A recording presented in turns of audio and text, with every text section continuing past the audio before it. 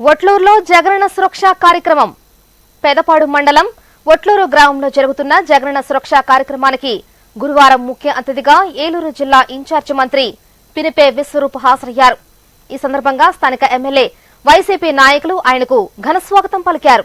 అనంతరం మంత్రి మాట్లాడుతూ రాష్ట్రంలో సీఎం జగన్ సచివాలయ వ్యవస్థను ప్రవేశపెట్టి ప్రజల వద్దకే సంక్షేమ పథకాలను అందిస్తున్నారని తెలిపారు.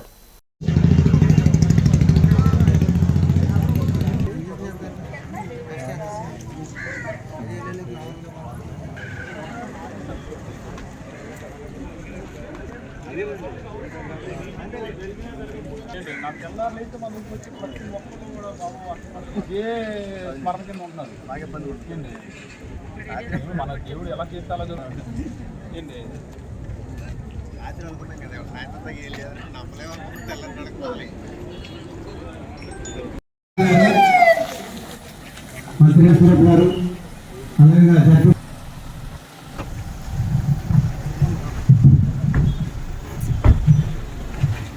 గారు పినిపే విశ్వరూప్ గారికి స్వాగతం, సుస్వాగతం. అందరూ నిలబడండి, దయచేసి నిలబడాలి. స్వాగతం, సుస్వాగతం. గౌరవ మంత్రి, జిల్లా ఇన్ఛార్జ్ మంత్రి గారు, వారికి స్వాగతం. మన దిండిగల్ ఎమ్మెల్యే గౌరవనీయులు కొట్టార అభయ చౌదరి గారికి స్వాగతం, సుస్వాగతం. ఇలాంటి ఒట్లూరు ముఖ్య అతిథిగా విచ్చేసినటువంటి మన రాష్ట్ర మంత్రివర్యులు, అలాగే మన మండల ఎంఆర్ఓ గారిని, ఎండిఓ గారిని కూడా వేదిక అలంకరించాల్సిందిగా కోరుతున్నాం. వైస్ ప్రెసిడెంట్ ఒట్లూరు జిల్లా మధు గారిని కూడా వేదిక అలంకరించాల్సిందిగా కోరుతున్నాం. గుజ్జుల నవీన్ గారు కూడా వేదిక అలంకరించాల్సిందిగా కోరుతున్నాం. ముందుగా నవీన్ గారి నుంచి పుష్పగుచ్చం ఇవ్వాల్సిందిగా కోరుతున్నాం. మగన్ శివ తొందరగా గారికి కూడా బొకే ఇవ్వాల్సిందిగా, సర్పంచ్ గారికి కూడా ఇవ్వాల్సిందిగా కోరుతున్నాం.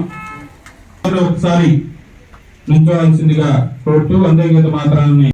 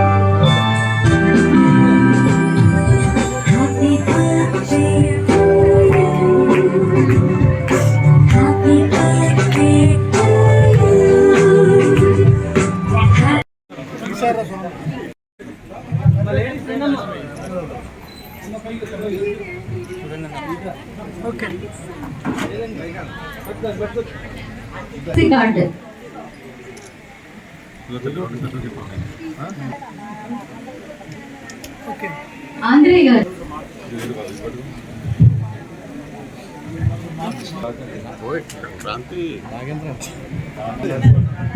గత ప్రభుత్వాలు, అప్పటి ప్రభుత్వాలు శాచ్యురేషన్ అనే పథకం ప్రవేశపెట్టింది స్వర్గీయ రాజశేఖర రెడ్డి గారు. అంటే ఒక ఊర్లో 100 మంది వితంతువులు ఉంటే, ఒట్లూరు గ్రామంలో 100 మంది వితంతువులు ఉంటే కేవలం 5గురికో 6గురికో వితంతు పెన్షన్ వచ్చేది. మిగిలిన 95 మందికి కూడా పెన్షన్ వచ్చే అవకాశం లేదు. అంటే ఆ రోజుల్లో శాచ్యురేషన్ లేదు. అంతకుముందు చంద్రబాబు నాయుడు గారు 2 సార్లు ముఖ్యమంత్రిగా పనిచేశారు. రాజశేఖర రెడ్డి గారి కన్నా ముందు 2 సార్లు ముఖ్యమంత్రి అయినా కూడా 50 రూపాయలు ఇచ్చే వితంతు పెన్షన్ ని 60 రూపాయలు చేయలేకపోయాడు. అంటే 10 రూపాయలు కూడా పెంచలేదు. 70 రూపాయలు ఇచ్చే వృద్ధాప్య పెన్షన్ 80 రూపాయలు కూడా చేయలేకపోయాడు. కానీ రాజశేఖర రెడ్డి గారు ముఖ్యమంత్రి అయిన తర్వాత ప్రతి పెన్షన్ ని కూడా 50ని 70ని 200 చేయడమే కాకుండా అర్హులైన ప్రతి ఒక్కరికి వాళ్ళని కాన్సెప్ట్ పెట్టి phase 1, phase 2, phase 3 Indiramma phase 1, phase 2, phase 3 ద్వారా అర్హులైన ప్రతి ఒక్కరికి ఇచ్చి రాజశేఖర రెడ్డి గారు అధికారంలోకి వచ్చేటప్పటికి ఈ రాష్ట్రంలో, ఉమ్మడి రాష్ట్రంలో 14 లక్షల మందికి పెన్షన్ ఉండేది. ఎంతమా? కేవలం 14 లక్షలు. రాజశేఖర రెడ్డి గారు మరణించేసరికి ఆ 14 లక్షల్ని 64 లక్షలు తీసుకెళ్ళాడంటే 5 సంవత్సరాల కాలంలో 50 లక్షల కొత్త పెన్షన్ ఇచ్చాడు రాజశేఖర రెడ్డి గారు. ఆ విధంగా పెన్షన్ల పెంపుడికి శ్రీకారం చుట్టారు రాజశేఖర రెడ్డి గారు. మొన్న 2014 ఎన్నికల ముందు జగన్మోహన్ రెడ్డి గారు ముందుగా మేము అధికారంలోకి వస్తే ఇచ్చే 200 పెన్షన్ ని 750 రూపాయలు చేస్తారని ముందుగా ప్రకటించారు.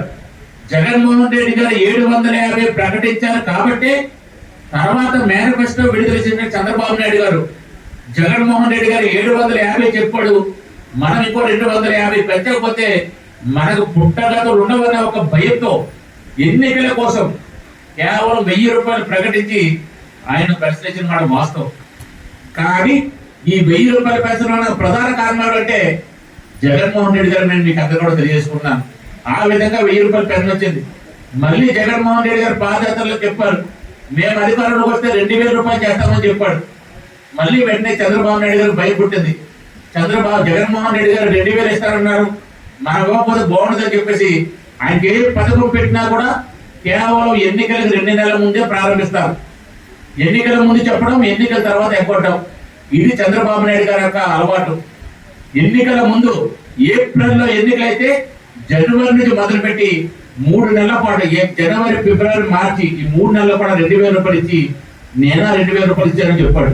కావాల్సినటువంటి 3 జతల యూనిఫారాలు, బ్యాగులు, బ్యాగ్ నిండా పుస్తకాలు, అదేవిధంగా బెల్ట్లు, షూస్, సాక్స్లు, అన్ని విధాల సకల విధాల ఈవేళ మన విద్యార్థి మన పిల్లలకి అన్ని వసతులు కలిపి మన పిల్లలను బాగా చదువుకుని ఈ సామాజిక అభివృద్ధి చెందే విధంగా ఈవేళ అంత విధంగా ఈవేళ జగన్మోహన్ రెడ్డి పరిపాలన చేస్తున్నారు.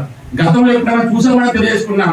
8వ తరగతి, 9వ తరగతి, 10వ తరగతి చదివే విద్యార్థులకి ఈ ల్యాప్టాప్లు, ట్యాబ్స్ ఇచ్చి తద్వారా ఈ కంప్యూటర్ నాలెడ్జ్ ని, ఈ ప్రపంచాన్ని మీ అరచేతిలో పెట్టి వాళ్ళందరూ కూడా ఈ ఐటీ రంగంలో అన్ని మెలకువలు నేర్చుకునే విధంగా ఈవేళ ట్యాబ్లు ఇచ్చి ఈ ప్రోత్సహిస్తున్నటువంటి ఏకైక ప్రభుత్వం భారతదేశంలో జగన్మోహన్ రెడ్డి గారి ప్రభుత్వాలు తెలియజేసుకుంటున్నాం.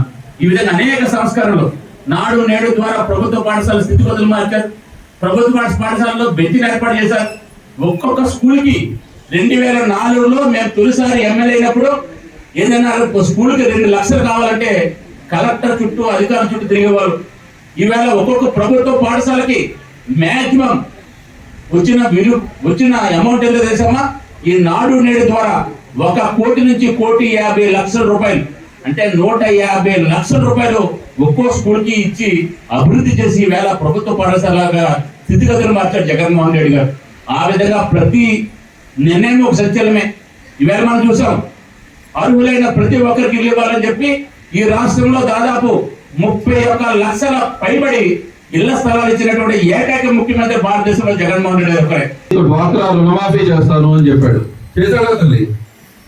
అదే విధంగా రైతులందరికీ కూడా రైతు రుణమాఫీ చేస్తారన్నాడు, అది చేయని పరిస్థితి. అదే జగనన్న ప్రభుత్వంలో మీరే చెప్పండి తల్లి, వైఎస్ఆర్ ఆసరా డ్వాక్రా రుణమాఫీ లబ్ధి మీకు వస్తుండే చేతులు ఎత్తండి. డ్వాక్రా రుణమాఫీ అందుతుందా లేదా?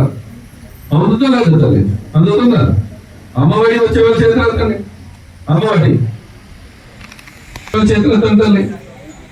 అంటే ఇంత పారదర్శక కాకుండా రోజు నాకు నేను చెప్పినట్టుగా ఈ గ్రామం, ఒక్క గ్రామంలో 89% మంది కుటుంబ సభ్యులకు మంచి చేసినా కూడా జగనన్న మా అందరినీ పిలిచి ఒకటే అన్నారు, మీరందరూ కూడా గడప గడపకి వెళ్ళగలరా? గడప గడపకి వెళ్ళి ఆ ప్రతి కుటుంబంలో మనం ఏం చేసామో ఆ ప్రతి అక్కను, ఆ ప్రతి చెల్లిని, ఆ ప్రతి అవ్వను, ప్రతి తాతని పలకరించండి. వాళ్ళందరినీ పలకరించి మనం చేసిన మంచి వివరించి ఇంకా ఎవరికైనా ఏదైనా ఇబ్బంది ఉంటే దాన్ని తెలుసుకోమంటే దాదాపుగా 177 రోజులుగా ఈ నియోజకవర్గంలో గడప గడప కార్యక్రమం నేను చేస్తున్నాం. అదేవిధంగా కానీ ఇంకా చాలా దాదాపుగా 45,700 మంది కుటుంబాలకి నేను ఇప్పుడు దాకా గడప గడపకి వెళ్ళడం జరిగింది మన నియోజకవర్గంలో. కానీ ఇంకా 40,000 కుటుంబాలకు దగ్గరగా వెళ్లాల్సిన అవసరం ఉంది. జగన్కి మేము ఎంత చెప్పాం, అన్న మేము తిరుగుతూ ఉన్నాం, ఇంకా చాలా కుటుంబాలు ఉన్నాయంటే అయితే తప్పకుండా వాళ్ళందరికీ కూడా జగనన్న సురక్ష అనే కార్యక్రమాన్ని తీసుకొద్దాం.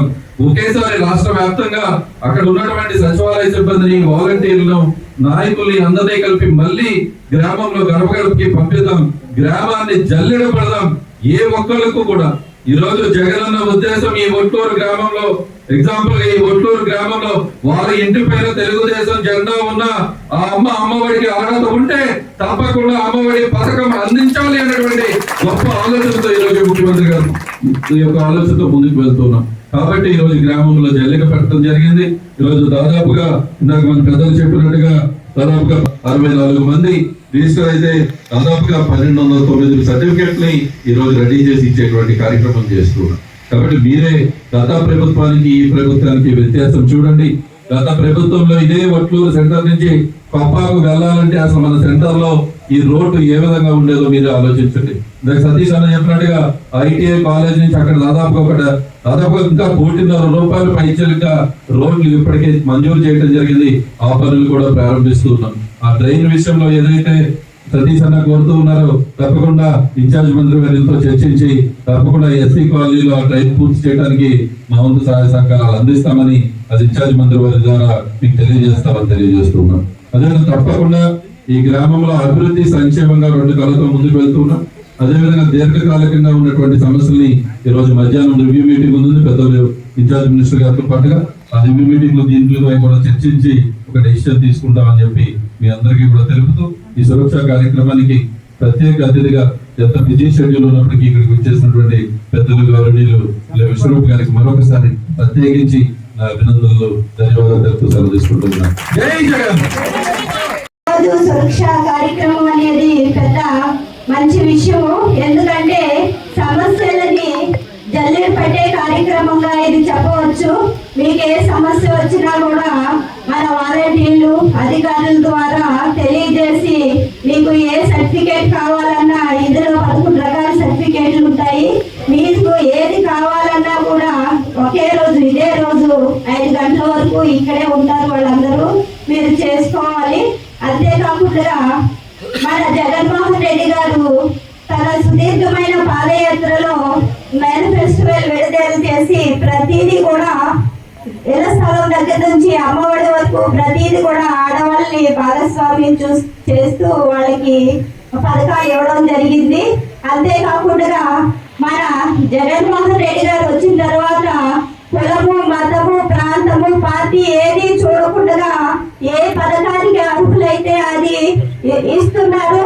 అంతేకాకుండా గత ప్రభుత్వాల్లో ఏదైనా పెన్షన్ కావాలంటే ఎవరో ఒకరు చనిపోతేనే కానీ పెన్షన్ ఇవ్వు అనేవారు. ఇప్పుడు ఆ పరిస్థితి మనకి లేదు.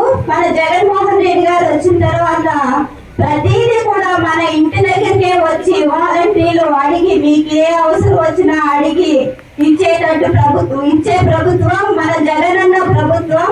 జగనన్న ఉన్నంత కాలం కూడా మన మహిళలకు ఏ డోకా లేదు.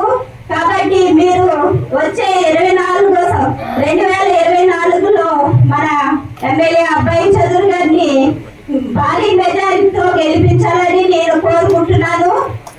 గత 30 సంవత్సరాలుగా విశేష వైద్య సేవలు అందిస్తున్న విజయ హాస్పిటల్స్ లో ఇప్పుడు doctor G Tejaswi eye care. Doctor G Tejaswi MS కంటి వైద్య నిపుణులు. వీరి ఆధ్వర్యంలో మోడ్రన్ ఫాకో సర్జరీ ద్వారా నొప్పిలేని కంటి ఆపరేషన్లు, కంప్యూటరైజ్డ్ విజన్ టెస్టింగ్, డయాబెటిక్ కంటి screening, glaucoma, retina screening, contact lens, lasik consultant మొదలైన వైద్య సౌకర్యాలు కలవు. Ritesh heart care. Doctor P Ritesh MD DM గుండె వైద్య నిపుణులు. వీరి ఆధ్వర్యంలో అత్యాధునిక వైద్య విధానంతో 24 గంటల గుండె వైద్య విభాగం.